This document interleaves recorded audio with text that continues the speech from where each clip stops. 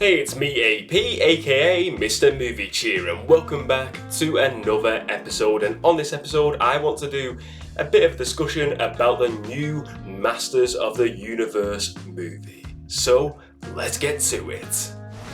So I want to start off with an overall verdict of the movie. Now, I'm not going to give any spoilers throughout any of this. I want to avoid spoiler talk, so just so you know, if you've not watched it yet, there won't be any spoilers here. Just want to give you my overall view of the movie, how I felt about it.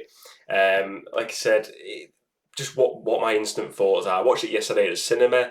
I will say I went in there. First of all, I went in there straight away and went up to the counter in the local cinema, and the lady behind the desk, she said, "What are you going to see?" And I said, "Yeah, Masters of the Universe." And she was just like overjoyed with it, and she just wanted to tell me how much she enjoyed it. And she was maybe younger girl, younger than me. I'd probably say like mid-20s or so.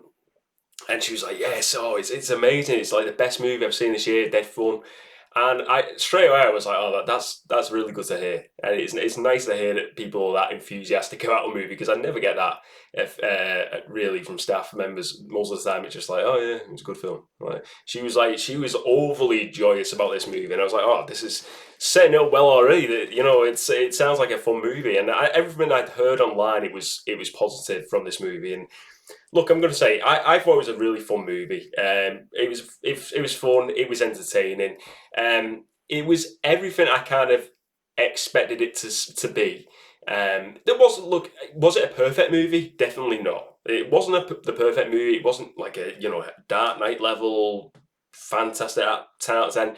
But it was really just fun. It was fun. It was one of the movies you can go into and just really just get into the action, the over the topness of it all.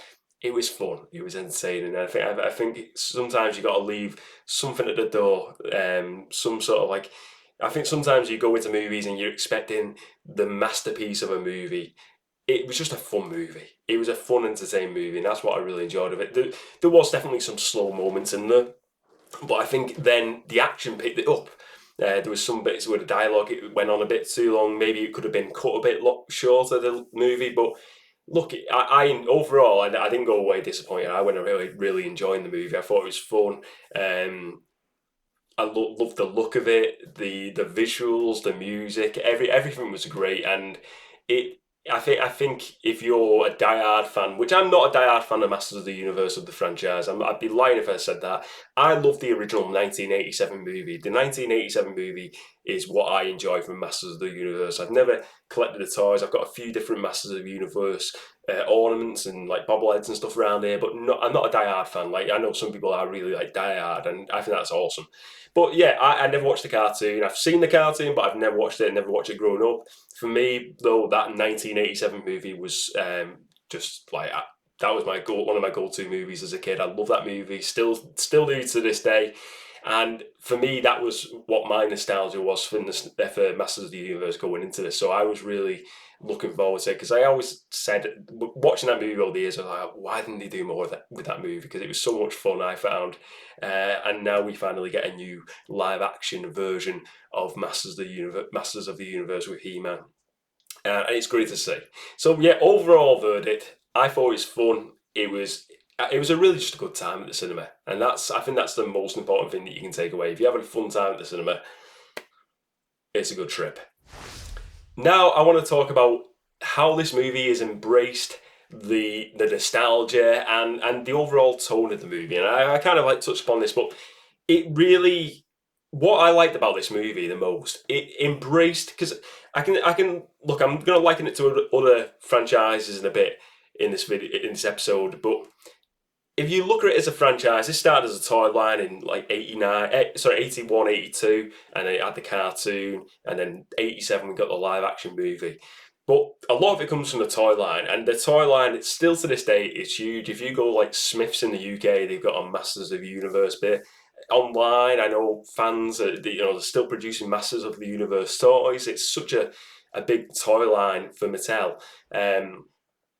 And what I loved about it is that the visual look, the opening of this world of Eternia, it was just it embraced the toy line.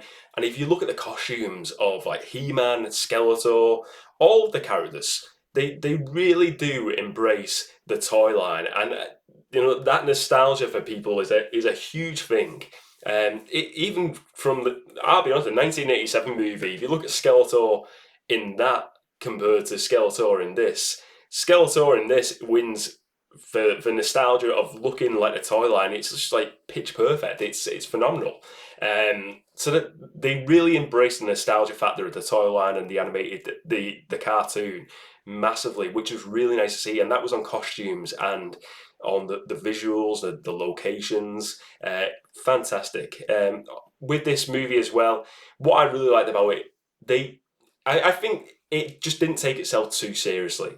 And sometimes that can be a benefit, and sometimes it cannot be a benefit. And I'm guilty of saying this, where sometimes I do like to see, like, I'll say, like, oh, I want to see this franchise, but in a darker tone or something. And even if you like look at things like the 90s Turtles movie, compared to the cartoon, it was a lot darker, but it worked. And it does. And I think this movie could have been done one or two ways. It could have just embraced the cheesiness of the cartoon, which it has, and I think it worked. Or it could have went in down a road where it goes really heavy and a darker tone, where Skeletor is really more evil. And it wasn't like, because he was an evil villain in this, but he had charisma, and it made him funny. He was an entertaining villain. You kind of wanted to see more of him on screen, even though you didn't like him as he is still the bad guy, but he had charisma. He was an entertaining villain, whereas he wasn't like a he wasn't like a Darth Vader. He wasn't that type of villain in this movie. He was a very different tone. He was cracking jokes. And humorous. Maybe he didn't want to crack jokes, but he come across as quite humorous at times, and that was embracing a lot from the cartoon, from what I've seen of the cartoon of Skeletor, and I like that, and I think it's refreshing that the filmmakers are willing to take that gamble, because it can bite them on the backside if people don't like that tone, and I think for this one, I think it's very selective on each property. I think every movie adaptation they can make of whatever property it may be can be completely different, and it can come through different on the big screen. Sometimes it can come across way too cheesy, but I think they got the balance right. I felt on this one, with the characters.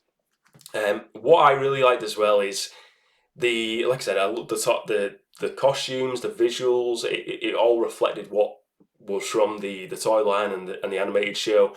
It was bright. It wasn't a dark tone movie, and I think that worked in its favour.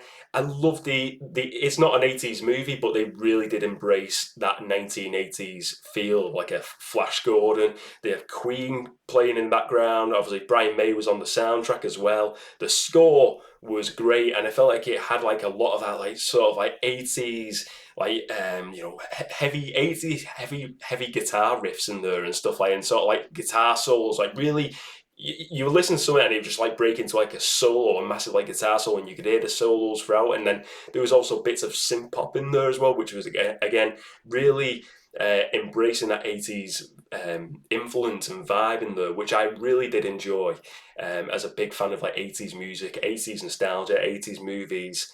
It had everything there for me. So I think overall, the way this movie embraced the nostalgia of the series, of the toy line, and then the tone of making this bright movie and not making it too serious, and just being a bit tongue in cheek and just having fun with it. It really it nailed it in that sense, and I think this is a point, and this is a good conversation where movies that are based on properties like TV shows, toy lines, or cartoons, sometimes it's good to embrace, the nostalgia, and sometimes it's best to go in a darker tone. But this one, I think they got it right. I think it's a green, thumbs up for me. Green ticks that they nailed it this time round. I'm really pleased that they did. Now, I did say I'm not going to do any spoilers in this episode, and that is correct. I'm not going to do spoilers, but I will say there is post-credit scenes, and I'm not going to say what they are, but I will say they've teased new characters here and potential sequels, and I won't say any more than that. But what I will say, I feel like they've kind of maybe took a bit from the Sonic template of the Sonic movies, where each movie is kind of embracing a new element, a new character. You've seen it in Sonic 2, they had Knuckles, Sonic 3 it had a Shadow, and I feel like if they do that sort of template with these movies, if it is successful, and I hope it really does well at the box office, I don't know what it's going to do at the box office, whether we will actually see a sequel. It may never happen. I hope it does though. It'd be fun to see because I really did enjoy this, even if they do it on a lower budget maybe. But the way they do it, I felt like they were teasing it similar to the way they did it exactly with the Sonic movies. In the first one, it was Tails. Tails and Knuckles Tails was teased at the end of the post-credit scene in Sonic 1, and then you had him introduced and Knuckles in the second movie, and then Shadow was introduced in Sonic 3, and they've even done it at the end of the post-credit scene in Sonic 3 where they introduce or tease a new character for the next movie. And I like that template because it kind of brings in new characters. You kind of know what to expect. Maybe this character, the character's introduced. I'm not going to say who's going to be introduced, but maybe the character comes in is potentially at first is some sort of villain to the Masters of the Universe and He-Man, and then they join up or something like that. We see something like that. And I like that template, and I think it could work. And it worked with the Sonic movies. Each one of them got better, and they added new additions in, and it didn't feel too much with the characters. So I enjoyed that. Finally, I just want to discuss the template of future movies, live action movies, taking the template of what Masters of the Universe have done here. And there's one main one I want to look at, and well, actually, there's two. Power Rangers and Pokemon. We had the Power Rangers reboot movie a few years ago, and it wasn't actually a bad movie, but it was this is what I'm talking about. It went a darker tone. It wasn't reflective of what the source material of the TV show was. And I feel like maybe that's what we need to see with like something like a Power Rangers, where they really just embrace the outfits. Like the costumes, I remember when that movie came out and the costumes looked completely different to what the TV show was. They need to really embrace the look. The Zords look completely different. The characters, Goldar was not Goldar. Really embrace like the toy line, the TV show, the source material, and really just maybe go a bit cheesier with what like Masters of the Universe has done well here. Maybe that's something filmmakers need to embrace a bit more. Really go full on with nostalgia a bit more, and sometimes it can pay off. And look, maybe it doesn't do successful at the box office, and then you can say to me in a few weeks' time, well, actually, it didn't pay off. But I think for a viewer of a movie, though, it does pay off because it was a fun movie, and I'd love to see that happen. And same with Pokemon. If they do more live action versions of Pokemon, I think the last one was quite good, the Detective Pikachu. But if they'd taken it from like the original cartoon, the TV show, the animated show, and really doing a live action adaptation of that, maybe just don't go in a direction where it's not feeling like what Pokemon is. And same with Power Rangers. Give us what, as fans, what we see that property as, and what we feel as it, what we felt of it when we were watching it for the first time. And I think that's what they really have to embrace. And I think that's what Masters of the Universe really did well for fans of whatever version of it, incarnation, whether it's the toys, the animated show, the movie, the 1987 movie. I think it had a bit of everything in there, and it really, it was great to see, and it was a fun, enjoyable experience. And I think a lot of when filmmakers are planning out movies in the future, they can really look at that and say that worked. We should do something similar to that in the future. So I hope that's the case. So that's it for the discussion on this episode. I hope you enjoyed the discussion. Let me know what you think of this movie. Did you like it? Did you feel the same way as me? You thought it was a fun, entertaining movie, or was it a bit too cheesy at times for you? Let me know all your thoughts, guys. Do you think it embraced, the toy line and the animated show well?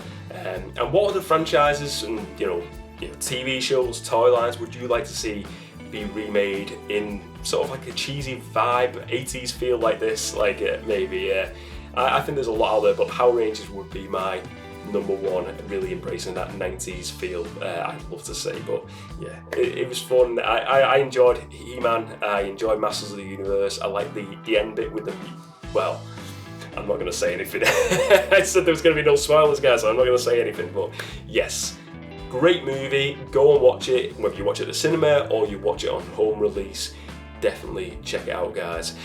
Thank you very much for joining me for this episode, ladies and gents. Remember to spread a bit of movie cheer. As always, I will see you next time.